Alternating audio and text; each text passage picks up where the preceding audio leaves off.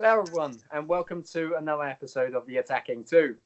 I'm your host, Jimmy Funnell, and as always, I'm joined by my fellow host, Andy Martin, and by returning guest and now free agent, Laurenz, from formerly from 100% Chelsea and now with his own channel. We will also be linking his new channel, his YouTube channel, in our description, which you will then see below. Laurenz, great to have you come on. Well, yeah, thanks for having me on again. Like you say, a free agent now.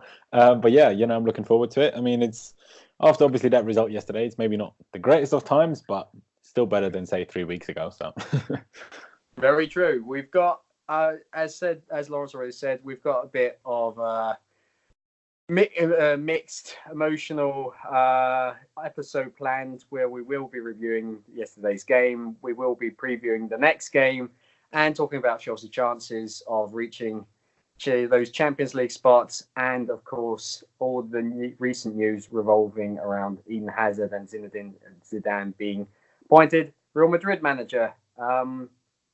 As always, there's only one question. Okay, let's get straight into this, boys. Yesterday was kind of a mixed bag of emotions. As said, we equalised in the last second. That was kind of a great moment, but then, of course, the sobering moment came back when you thought, well, actually, we only drew, and this is actually very detrimental to our hopes of reaching that top four spot. What were your first thoughts after the final whistle? The final whistle. Jesus Christ, that's the German creeping in. Laurenz. yeah, I mean, it's pretty much like you said. It was just really frustrating, a really frustrating game. I mean, I think there's been a lot of mixed reactions, within the fan base to the result, to the game itself. I think, to me, it just feels like it was one of them ones, if you want to call it that, because yes, we didn't create a lot of chances, but we also denied a clear penalty in the first half. Like how it isn't a penalty when his arm is up there, I will never know.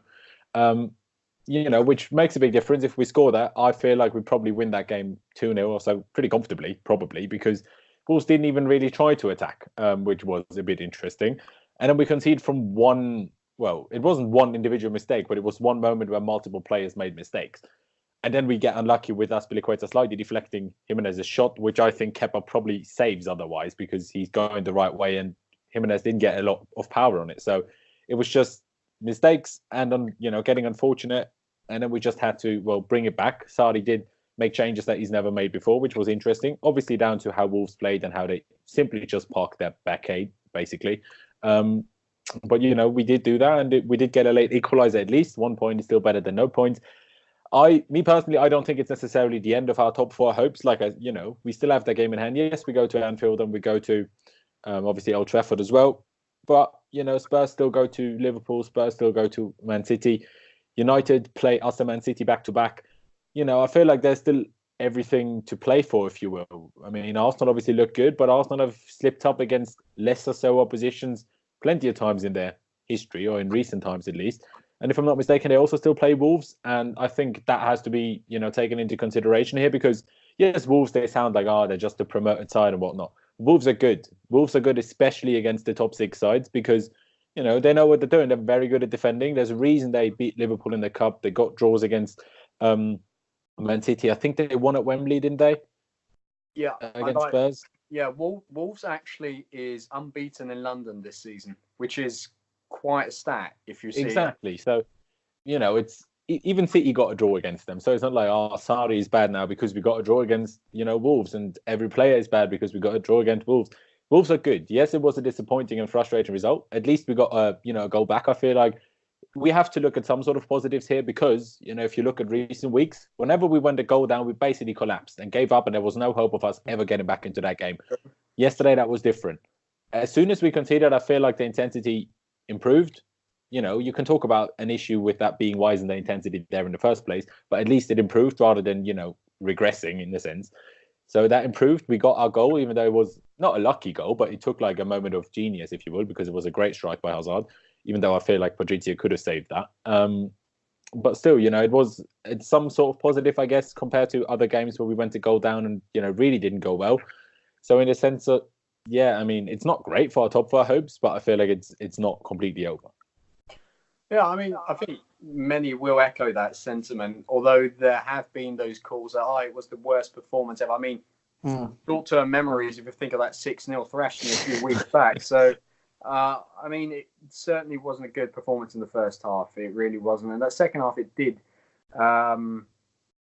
speed up a bit. I think what was also very much influential was the substitutions he made, the in-game management. I mean, we can still talk about these team selection, but the in-game management was good. I mean, what did you make of Sarri's adjustments? I mean, not only now in regard to substitutions, but also he did change the system, which was basically a 4-2-4, if I'm not mistaken. Andy? Well, I was really delighted with the early substitution of Ruben Loftus-Cheek coming on. I think that changed a lot for us. We had more presence in the last third.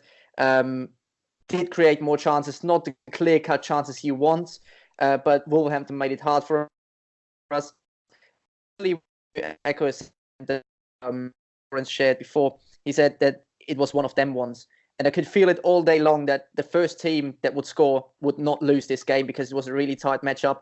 And then, we was unlucky with that goal that Wolverhampton scored. And we seemed to be chasing the game for all the rest of it. And just a minute before we've scored, or Eden Hazard scored with a brilliant run into the box, and then obviously bending it into the far corner.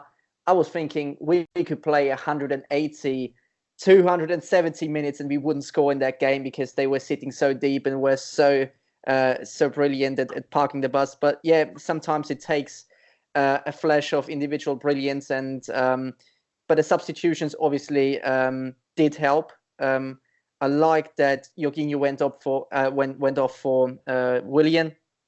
Haven't seen that before with Sarri, but yeah, it gave us more of an influence over the wings, which I was missing the whole game. Because when you come up against an opposition that plays 5 at the back more or less, and then a bank of 3 in front of it, and 2 players more or less molesting Jorginho the rest of the time, you have a 2-on-1 advantage on the wings if you play it cleverly, which we didn't. But we didn't do that all game. Yeah, we had always our wingers cutting in for some reason, played far too narrow, and then Emerson, I like the guy, and also Azpilicueta, I like him as well, but they are really conservative not even wing backs, they are fullbacks. So if we had them like 10 yards more up front, would have been, from a tactical approach, different game. But at the end, Wolverhampton, a bogey team for most of the top 6 sides, we come away with a draw, which we didn't seem to get, at least after 90 minutes. We were hopeless. So under these circumstances, fairly happy. Yeah. I mean, can I just interject something here? Because I thought Andy made a really good point about the fullbacks, because, you know, like Andy said, when you play against a team with a back 5 and then a back of, you know, midfield 3 in front of them, like I said, pretty much a back 8, if you will, within 20, 25 yards of their own goal, which is difficult to break down for anybody.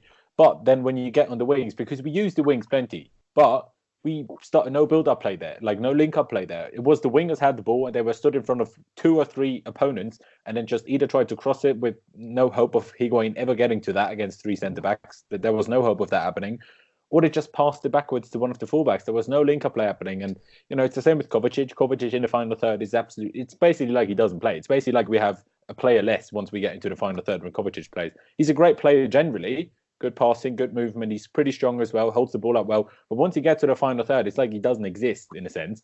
Kante didn't have a great offensive game, and both of the fullbacks. I mean, Emerson yesterday, to me, he played like he wanted Alonso to start ahead of him again. He was shocking.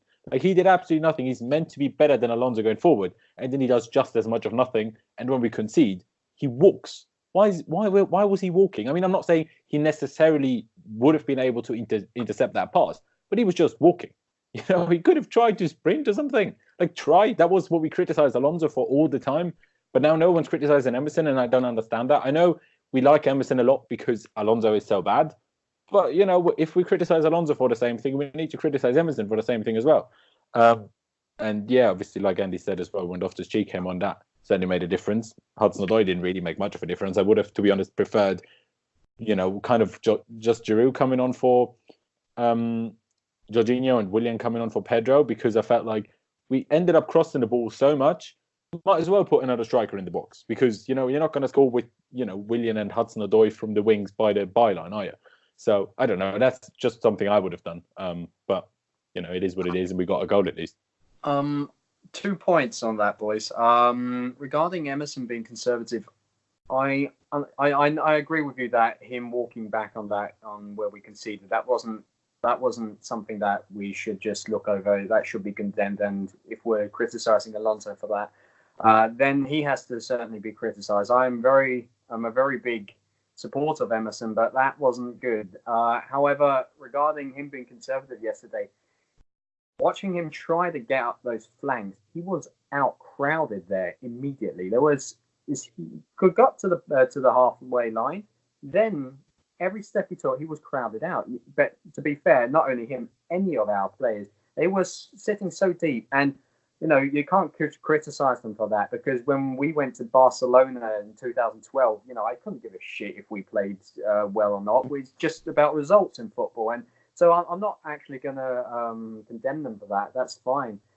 They did well in that regard, but it's very hard for those fullbacks to do something. I think even one of the world's leading fullbacks would have the problems if you're constantly being outcrowded.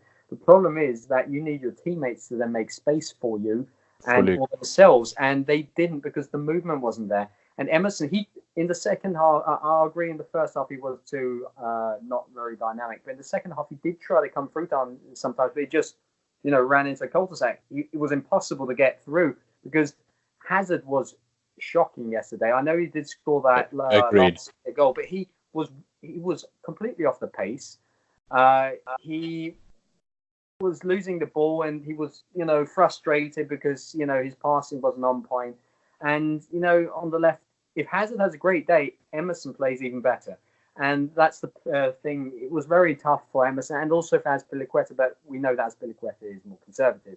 Now, only just to come to this second point briefly, I thought that Cho did give us, Callum Hudson-Odoi did give us width. We needed width there, because as Andy said, the cutting in, it didn't work. Just got, once again, outcrowded, can't get in there. And I think except one opportunity we had where there was the interplay was good, and then we got through, but that was it. And I thought Cho, he can cross the ball. He's shown he can cross the ball. So I don't get why I like that Sarri got to that 4-2-4 for putting in Willian there, but I would have liked to have seen Higuain go off and put on Giroud, because with Callum Hudson-Odoi crossing the ball in the way he does, I think Giroud could have been on the end of one of those crosses. I know you're not an ardent supporter of Giroud, Laurenz, but I think in that situation that could have worked better, because Hazard also plays off Giroud better than. But if you make the substitution, you can't take Jorginho off then. Well, no, that is true, but that's why I said bring Giroud on for Jorginho and then have two up front, two actual strikers. I mean, pretty much, yeah. I understand. I understand what you're saying. It's tough. I generally just think that in that situation, Giroud and Hudson-Odoi linking up would have been better than what we had. How we would have done that with the substitutions, I'm not sure, but because I can't remember who got subbed off for who anymore. I think Kovacic was subbed off for Loftus-Cheek, right? Yeah, Pedro for Hudson-Odoi, and Pedro for Hudson-Odoi. Yeah, so it's a tricky one, but generally, I don't know. It's tough. It's tough, but